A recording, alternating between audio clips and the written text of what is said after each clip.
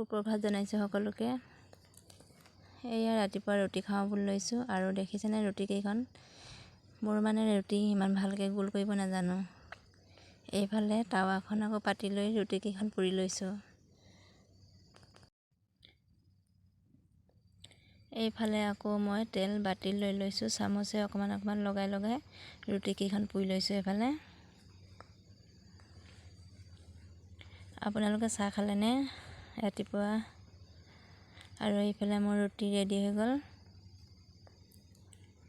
আৰু এইফালে কল লৈ লৈছোঁ আৰু এইফালে গৰম পানী গাখীৰ চাহ ফাটি লৈছোঁ।